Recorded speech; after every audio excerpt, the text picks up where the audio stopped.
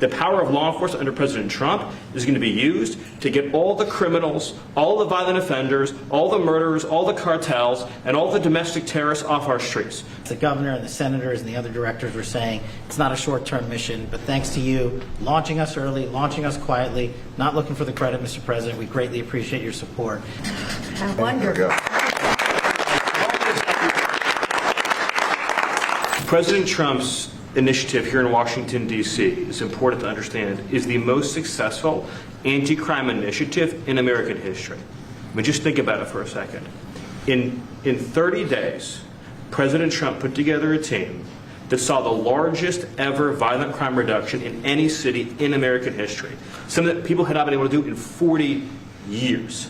That is a momentous achievement. And now the president is going to take that same model to Memphis, and as he said, more cities after that. The team the president has put together has no equal today or anywhere in American history. I think what's happening here is that what the president has done is made clear. The power of federal law enforcement that was used for the last 4 years to harass and attack conservatives, to harass and attack Christians, to go after law-abiding families, the power of law enforcement under President Trump is going to be used to get all the criminals, all the violent offenders, all the murderers, all the cartels, and all the domestic terrorists off our streets. So whether you're Antifa, whether you're a domestic terrorist, whether you are a violent gang member, a drug trafficker, a trained Iraqwa killer, or anyone else that's threatening our people, President Trump is saying he's going to use his FBI, his DOD, his ATF, his DEA to wipe you out, to put you behind bars, to take you off the street, or to apply whatever legal consequences necessary. Mr. President, I'm honored beyond words to be a part of this team under your leadership as you've saved thousands of lives. Thanks to your brilliant foresight, you had asked us to go in quietly into these cities to help set the landscape, to work with the interagency, and to make America safe again. And we've done that under the FBI's banner program of Operation Summer Heat. And the results are only as good as the prosecutions. And because the Attorney General and the Deputy Attorney General have mobilized DOJ to successfully prosecute so many violent criminals, we have set the landscape for the interagency to come into Memphis and really make it safe permanently. As the governor and the senators and the other directors were saying, it's not a short-term mission, but thanks to you launching us early, launching us quietly, not looking for the credit, Mr. President, we greatly appreciate your support and the advanced foresight you had in doing that. It's so exciting, and somebody had to do this. A president should have stepped up long ago and saved these cities. So it's not that I wanted to do it, believe me. Somebody had to do it, and we're doing it in a big way. Excellent. Pete, could you say a few words, please? Yes, Mr. President. Thank you very much. Come on over. Let's sign that bill. You want to say anything about our great military real fast? He's won a job. He's doing this guy. Mr. President, so our Army National Guard is honored to be part of this mission. This is their community. A lot of them are from D.C. They're from Tennessee. When you talk to them, when you talk to the actual population out there who interact with them every day, they say it's a blessing to have them as a part of their life.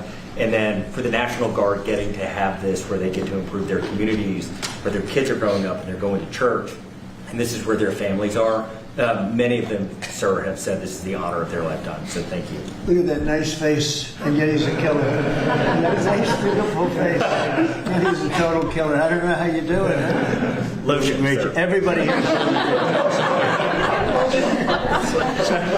All right, here we go.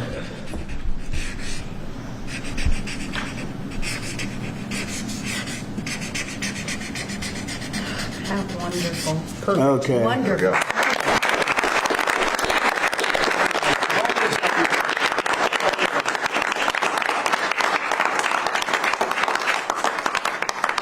Okay. Thank you, Do you have sir. any? Thank you very much. Thank you. Thank you very much. Mr. President. No, thank you very much. Great job.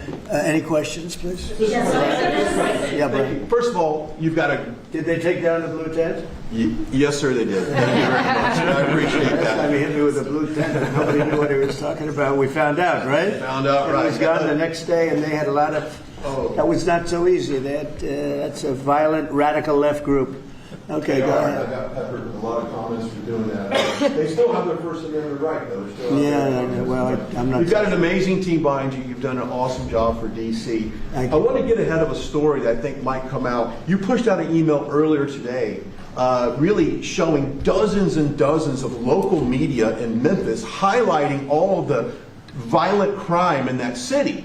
So they have no problem reporting the crime, but when you show up to solve it, they're going to run around town looking for that one person that says, we don't want Donald Trump in our city.